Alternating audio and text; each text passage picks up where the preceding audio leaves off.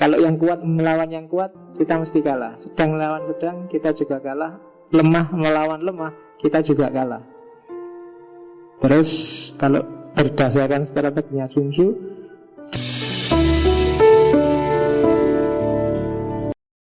Assalamualaikum warahmatullahi wabarakatuh. Bismillahirrahmanirrahim.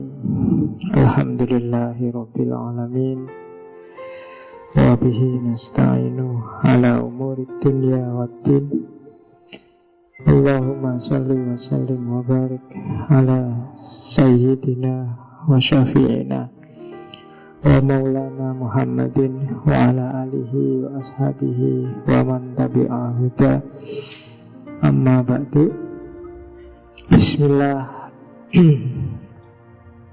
Ini istilahnya filsafat perang. Cuma filsafat perang itu kalau di dalam tradisi kajian filsafat yang formal itu bukan istilah yang baku. Ini filsafat secara istilah saja, etimologis. Dalam arti segala yang di depannya ada filsafatnya berarti dipikirkan secara mendalam, sistematis, radikal, terbuka, dan hanya demi kebenaran. Jadi itu tidak baku. Jadi kalian nyari mata kuliah filsafat perang tidak akan nemu. Nyari apalah, termasuk juga di akademi militer atau di akpol, karena itu bukan istilah baku. Orang bisa pakai istilah sesukanya dengan filsafat, cuma kalau tidak baku ya tidak ada pakemnya. Jadi kajiannya pasti tidak tertib, tidak terstruktur. Dia belum jadi ilmu. Lebih mudah kalau filsafat sosial misalnya. Sosiologinya ada, ilmu jadinya ada, tinggal difilsafati. Jadi kalian boleh bikin istilah-istilah filsafat yang tidak baku, cuma mesti tidak terstruktur. Agak susah. Jadi misalnya filsafat teh hangat, misalnya apa filsafat, isata filsafat. Cuma tidak baku istilah-istilah itu. Ya yang baku ya yang ada di buku-buku itu. Tapi boleh. Jadi hasil refleksi kita sendiri secara mendalam, radikal, sistematis tentang sesuatu. Itu terus disebut filsafat perang. Biasanya yang membedakan, bedanya apa Pak? Mikir biasa sama mikir filsafat. Kalau filsafat biasanya arahnya ke yang disebut metafisik. Metafisik itu melampaui yang kelihatannya saja. Jadi masuk lebih dalam. Itu biasanya terus disebut filsafat. Jadi akal tidak melulu sibuk dengan yang kelihatan, tapi masuk lebih ke dalam lagi. Filsafat perang juga gitu. Tidak sekedar cerita gimana perang, tapi kira-kira perang itu bisa difilsafati seperti apa. Ada apa di balik perang? Apa yang terlibat dalam perang? Makna-makna apa yang bisa muncul dari fenomena yang namanya perang? Oke. Jadi filsafat perang Sun Tzu berarti pemikirannya Sun Tzu tentang perang. Tapi pikiran-pikirannya ini tidak sekedar cerita perang kayak gimana, tapi pikiran-pikiran yang radikal, mendalam, sistematis. Maka malam ini kita ketemu Sun Tzu. Kalau kalian coba-coba beli buku-buku tentang Sun Tzu, buku-buku tentang Sun Tzu 90-an ke belakang itu lebih banyak diarahkan ke dunia bisnis. Ada Sun Tzu of Management, ada Sun Tzu of Business, ada Sun Tzu. Karena memang dunia bisnis itu kan hari ini dunia yang pertarungan luar biasa.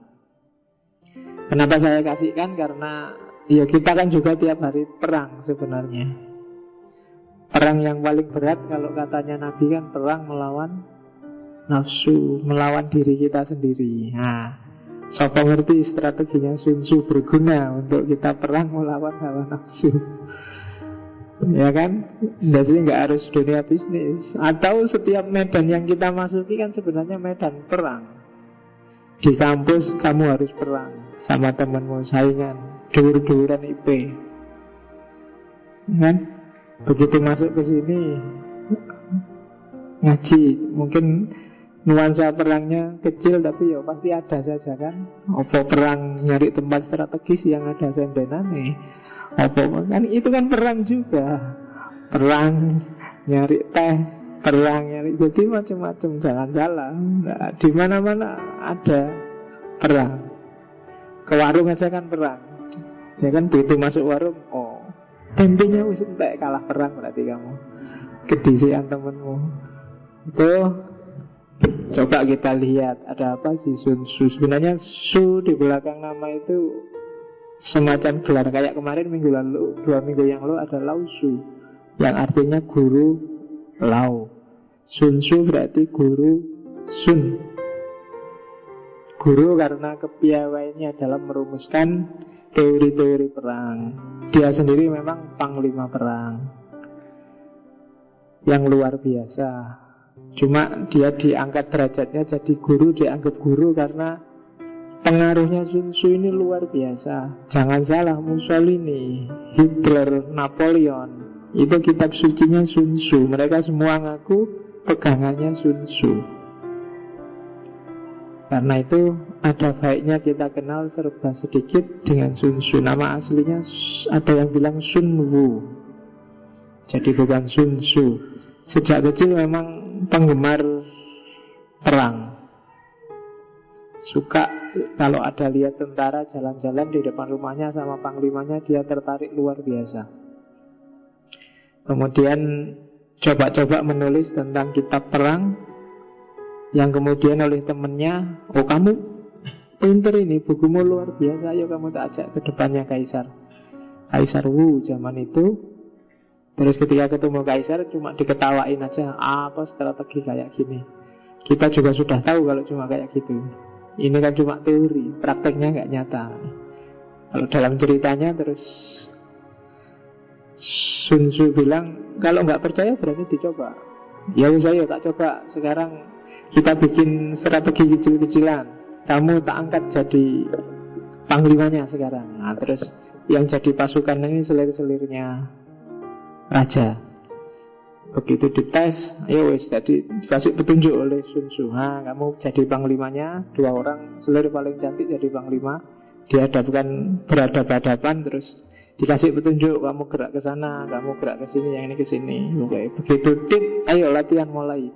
Nah, yang namanya perempuan, jadi dikasih gitu kan, cekikian, ketawa-ketawa, nggak manut. Terus katanya Sun Tzu, panglima perang ketika pertama merintah kok nggak jalan, itu biasanya anak buahnya nggak ngerti. Oke, tak kasih tahu sekali lagi, diajari lagi, gini loh, sudah ngerti bener? Ya, kita sudah ngerti, ayo perang lagi. Lari-lari, cekikian lagi, nggak serius lagi. Nah, akhirnya, nah kalau sudah 2 kali, sudah ngerti kok nggak dijalankan, berarti memberontak. Hukumannya terhadap pemberontak adalah hukuman mati. Nah, dan dia minta pada Kaisar, 2 orang ini, pimpinan pasukan ini yang nggak serius, harus dipenggal kepalanya. Nah itu rajanya, lah jangan gitu Sun Tzu, kan main-main ini tadi cuma latihan. Nggak bisa, kan raja sudah ngangkat saya jadi panglima, jadi saya harus punya kuasa, harus menegakkan disiplin. Nah, dan akhirnya benar dipenggal 2 selir yang paling cantik itu. Jadi yang semula menertawakan Sun Tzu kena batunya akhirnya. Dan akhirnya tapi nanti Sun Tzu jadi panglima luar biasa. Dalam sejarah 300 pasukannya bisa menaklukkan 10.000 pasukan musuh. Itu yang paling monumental, karena kepandaiannya mengatur strategi. Nanti kita lihat ada apa di balik Sun Tzu. Beberapa strateginya kan dipakai teka-teki itu kan. Gimana kalau kita punya 3 kompi pasukan, ada kompi yang kuat, ada kompi yang sedang, ada kompi yang lemah, berhadapan dengan musuh, sama-sama 3 kompi, kuat, sedang, lemah. Cuma kalau langsung ditabrakkan, kualitasnya beda. Miliknya musuh ini tinggi, jadi derajatnya lebih tinggi musuhnya. Kalau yang kuat melawan yang kuat, kita mesti kalah. Sedang melawan sedang, kita juga kalah. Lemah melawan lemah, kita juga kalah. Terus kalau berdasarkan strateginya Sun Tzu, cara perangnya jangan gitu. Pasukan kita yang paling lemah, hadapkan dengan pasukannya musuh yang paling kuat. Jadi yang lemah dihadapkan dengan yang kuat, pasti kalah kan? Cuma pasukan kita yang kuat hadapkan dengan pasukan yang sedang, dan pasukan kita yang sedang hadapkan dengan pasukan yang lemah miliknya musuh. Skornya nanti akan 2-1 dan menang kita mesti. Itu kan cerdas. Jadi kalau ditabrakkan kuat lawan kuat, kita kalah. Sedang lawan sedang, kita kalah. Lemah lawan lemah, kita kalah. Maka dibalik, kita yang lemah dihadapkan dengan yang paling kuat, ya mesti ajur yang lemah, tidak apa-apa. Tapi di peperangan sebelahnya, yang sedang melawan, yang kuat melawan yang sedang, kan tetap menang kita. Kita yang kualitasnya kuat, dan yang sedang melawan yang lemah juga menang kita. Jadi skornya 2-1. Nah, itu strateginya Sun Tzu antara lain. Oke, nanti kita lihat Sun Tzu kalau dalam filsafat, khususnya filsafat perang, termasuk jenis realisme. Jadi filsafat perspektif perang itu kan ada 4. Ada realisme, ada holy war, jihad, ada pasifisme, dan ada just war.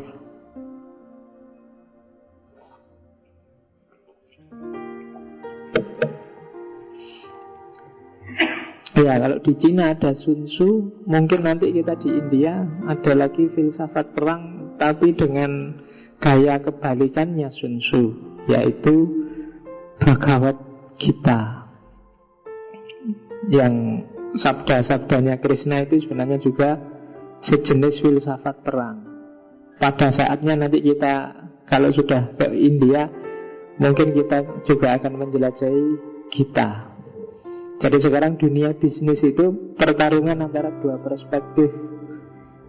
Jadi enaknya strategi bisnis itu pakai Gita apa pakai Sun Tzu. Tapi orientasi duanya agak, kalau yang Gita agak sufi. Kalau di Islam kan ada konsep futuwah, nah itu agak bau-bau Gita. Tapi yang Sun Tzu ini agak realisme. Makanya disukai oleh Hitler, disukai oleh Napoleon, Mussolini, dan kawan-kawan. Alirannya namanya realisme. Jadi realisme itu ya melihat kenyataan yang real apa adanya. Itu realisme, realistis. Lawannya biasanya idealisme. Ya perang ya benturan kekuatan, benturan kepentingan. Perang itu kan bela negara. Maka yang namanya perang ya tujuannya gimana caranya menang. Simple. Pakai cara apa aja boleh, yang penting menang. Nggak ada perang itu yang jujur. Wong hakikatnya perang itu sudah tidak bermoral kok. Ngapain kita mikir, Pak, kita tarung juga harus fair toh Pak. Loh yo, hakikatnya perang itu sudah jelek. Bunuh-membunuh, saling menjatuhkan yang lain, itu aja sudah tidak bermoral. Gimana mau pakai perang yang bermoral? Itu realisme. Kan kita tanding ya tanding, tapi yang fair dong. Loh, tanding itu sudah sebenarnya ya sudah tidak fair. Kalau kepingin fair jangan tanding. Itu kan kayak kamu sepak bola, bolanya dicuri, itu kan ya memang gitu, dicuri. Loh, itu kan tadi bola aku. Ya kalau nggak mau curi-curian bola, ya bawa bal 11 atau 22. Jadi hakikatnya kompetisi ya memang ingin menang. Dan jalan untuk menang itu ya monggo silahkan aja. Mau curang ya silahkan, asal tidak ketahuan. Itu realisme. Gaya seperti ini nanti yang diterapkan oleh Hitler dan kawan-kawan. Tapi kan akhirnya sukses dia. Kenapa ya? Kelebihannya realisme adalah dia menguasai medan. Dan mikirnya nggak jelimet, simple, apa adanya. Nanti coba dirasakan ketika belajar Sun Tzu. Jadi nasihat-nasihatnya praktis, tidak reflektif, tidak terlalu banyak mikir. 1 tambah 1 ya 2. Itu gayanya Sun Tzu. Jadi itu perang jenis pertama, realisme. Ada juga yang selama ini sering jadi berita, jihad, holy war, perang suci. Kalau tadi realistis, kalau ini kebalikannya. Bagi kelompok ini itu perang itu bukan semata-mata urusan manusia. Perang itu takdirnya Tuhan untuk bersih-bersih. Jadi untuk menumbuhkan keadilan di muka bumi. Perang itu perintahnya Tuhan. Jadi kalau saya perang itu bukan karena aku ingin perang, tapi Tuhan yang ingin perang. Tuhan yang menakdirkan perang. Dan gak usah mikir hasilnya, Allah yang menjamin hasilnya. Kalah tidak apa-apa, besok dijamin masuk surga. Sudah ditunggu 67 bidadari. Kan gitu. Jadi tidak bisa kalah wali war itu. Seandainya ISIS itu kamu bantai, mereka nggak merasa ketakutan karena mereka merasa, oh ini urusannya Tuhan nih. Kalau saya mati tidak apa-apa, langsung masuk surga. Itu kan pening itu yang membombardir ISIS setiap hari itu kan. Bayangannya kalau sudah tewas banyak, terus ISIS-nya kapok. Tapi dari perspektif ini, enggak. Sebelum mereka benar-benar tumpes mungkin enggak. Mereka akan tetap merasa mati itu enggak masalah, enggak apa-apa. Kebalikannya kan kalau kita yang kemarin dibantai, yang dari Jepang, yang dari Mesir itu kan ya, mati itu kan problem luar biasa. Nyawa satu hilang, wah, pontang-panting kamu kan. Tapi bagi mereka enggak penting. Mati itu bukan sesuatu yang luar biasa. Nah itu, jadi kenapa kok lama perangnya? Amerika yang sebesar itu menaklukkan ISIS cuma kelompok berapa besarnya kok tidak selesai-selesai. Semangatnya beda. Yang satu takut mati, yang satu berani mati. Berat itu kan menghadapinya. Dan perang itu bagi kelompok ini itu biasa aja, wajar, tidak dahsyat. Itu sudah keniscayaan kosmis. Yang baik memang harus perang melawan yang jahat. Dan mereka mengidentifikasi diri, aku yang baik, yang lain berarti jahat. Ada darul Islam, ada darul harb. Nah, itu kan logikanya jihad. Ya meskipun kalau kita di Indonesia kan masih, apalagi level kita ya masih merinding kan kalau dengar kata-kata jihad. Meskipun ada saudara kita yang sudah ke sana ikut perang, tapi kalau level kita kan belum nyampe. Atau memang orang Indonesia memang konstruksinya nggak bakat perang. Meskipun dalam sejarah kita juga banyak mengalami peperangan.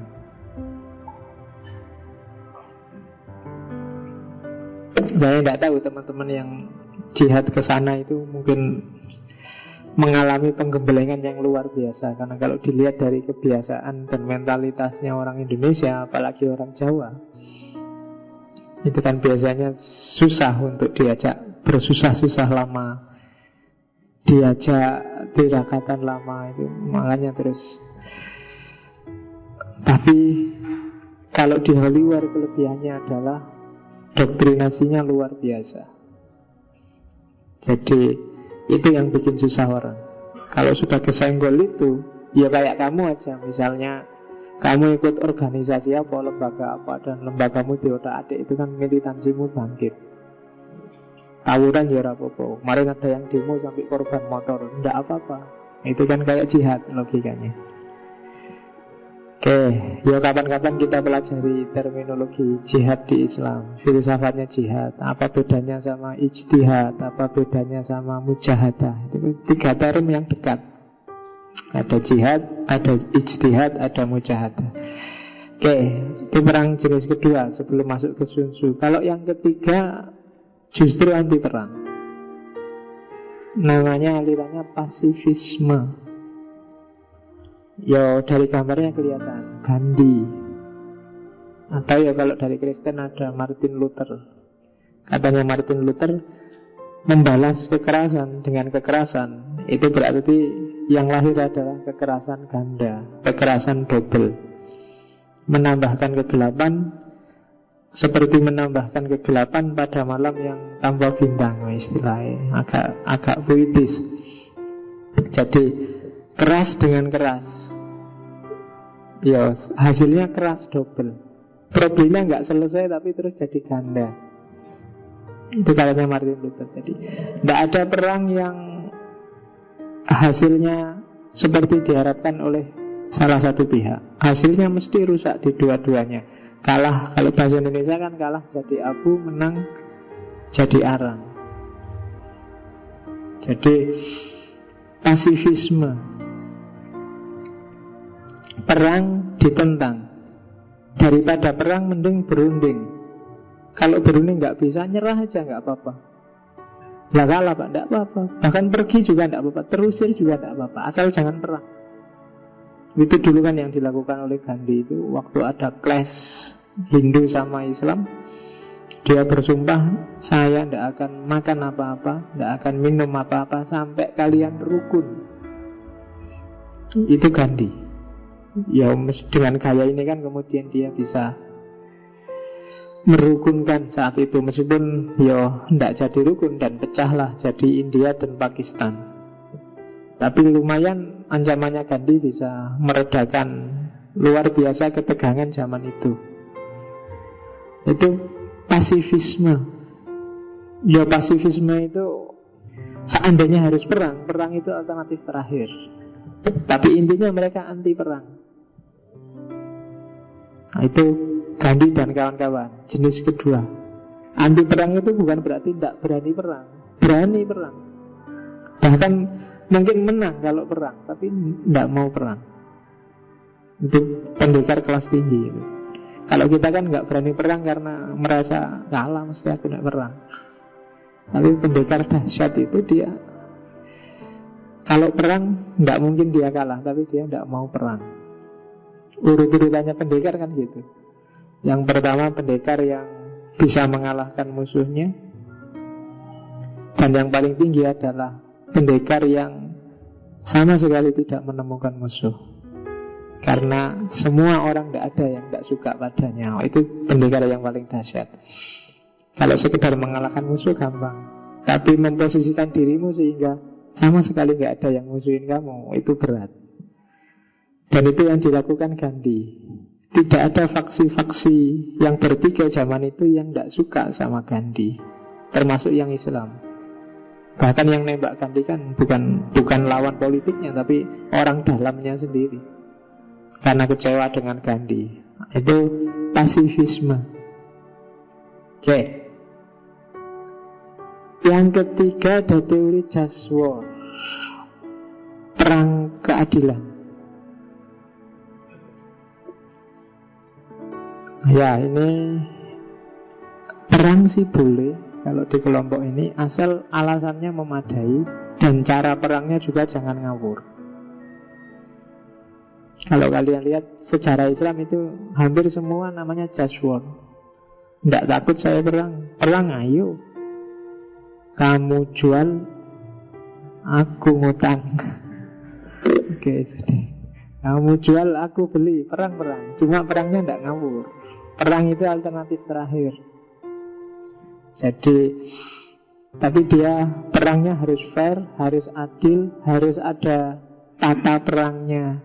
Ya makanya Nabi kan kalau perang wanti-wanti, jangan bunuh perempuan, orang tua yang tidak ikut perang, anak-anak, jangan ngawur, nebang pohon sembarangan, bakar-bakar, tidak boleh.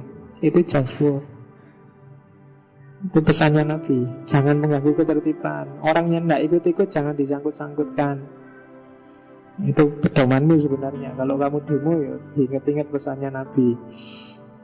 Jadi demo-demolah, tapi ya jangan ngerusak, jangan bakar-bakar. Orang yang tidak ikut-ikut ya jangan disangkut-pautkan, jangan diganggu-ganggu. Nah itu just war teori. Tokohnya antara lain Thomas Aquinas. Kalau mau perang, perhatikan orang yang harus dilindungi dan lakukan perang dengan aturan yang jelas. Senjatanya juga harus adil. Jangan memusnahkan lalat satu dengan dinamit. Ya kan, nguber maling satu, sak desa dibakar. Itu senjatanya tidak adil. Jadi just war.